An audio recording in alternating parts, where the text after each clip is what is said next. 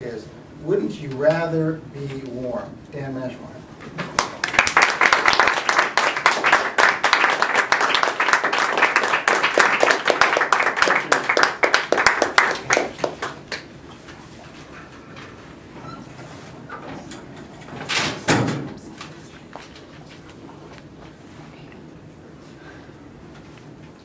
Chestnuts roasting on an open fire. Jack Frost nipping at your nose.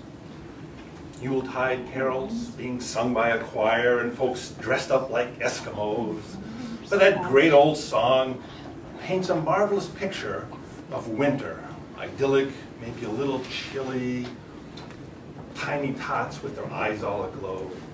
I've had days like that in Wisconsin growing up as a child. Not a whole lot, but a few. I've had other days when the wind builds over hundreds of miles of frozen lakes and streams and fields and roads and hits you in the face like a brick when you walk outdoors, taking your breath away. Literally, it can take the air out of your lungs if you're facing the wrong way in a small child. There's a few days like that too, or days when the snow is falling so thick and so heavy and so fast, you can't even see the rope swing that you played in just yesterday, 30 yards from the house, from outside your window. There's days like that in Wisconsin. Days when you walk outside and the snow crunches so loud you think that it's right next to your ears. It's gotten so crisp overnight from having refrozen. I've had a lot of days like that in Wisconsin too. The one thing that I remember most about days in Wisconsin, growing up, in the winter, is always thinking, or always having this thought in the back of my mind, I want to be warm. Now, there's lots of ways to get warm. You have a furnace, blows hot air around, automatic, not very satisfying. You can get one of those little space heaters. In my experience is they heat just enough space to keep you from freezing completely to death. Or you can get a gas fireplace. I've seen gas fireplaces. These little blue, cold, impersonal, plastic-looking flames. To get really warm, all the way down to your marrow, a nice, hot, steaming cup of cocoa and a cozy, roaring fire. Nothing beats it. Everything about the fire delights all of your senses. The sight, the smell, the hearing, the nose. There's always something to enjoy about a fire.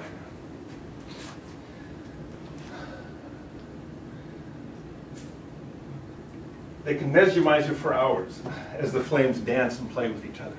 Starting with this little tiny flame at the end of a matchstick and the acrid smell of burning sulfur in your nose as you reach down to light the bottom of the fire, to the giant leaping red and gold flames that are licking up the sides of the flue and the sides of the fireplace, tearing up the wood, to the red, deep, molten-looking embers at the bottom of the fireplace when it's all done.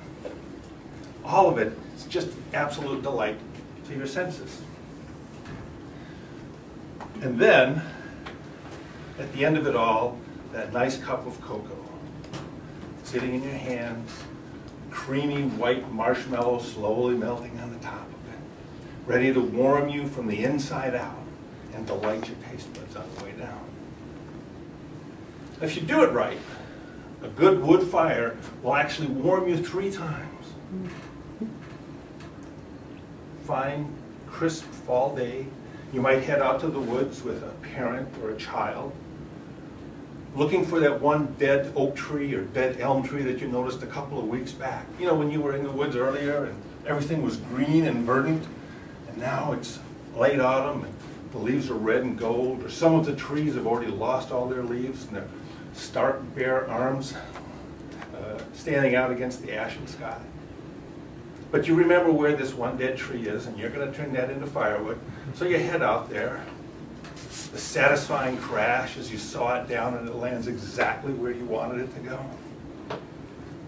The sawing up of the limbs and the trunk, the stacking the wood, the hauling the wood, the putting the wood into your truck or your trailer. Well, you work up a fine sweat. You have to take off your jacket and your hat way before you get very deep into it. You are warm all the way into every one of your joints, completely. Then, about a year later, some of the wood, some of the bigger trunks have dried out enough that you can split them. Splitting is this ancient contest between steel and muscle and these wooden girders from Mother Nature. These things have held up hundreds of pounds and stood against roaring winds and huge ice storms. And you're going to split it with your little axe and splitter.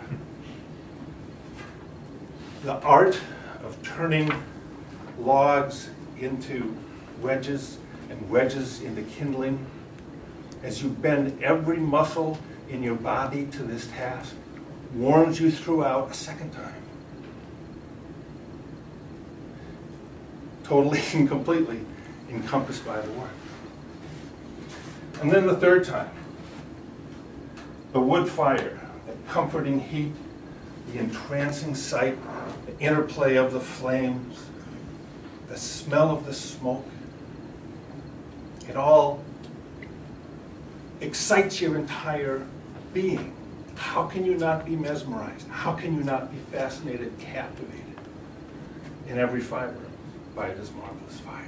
Now, I've heard what some people have said about burning wood fires. Oh, the particles go off the chimney and add the global warming and oh, smoke in the air and stuff. I'm going to redeem wood fires right now. Remember, next time you're in front of one, it has warmed somebody at least 3 times, given itself to that noble purpose. What more can you ask? Wouldn't you rather be warm? Mr. Costa.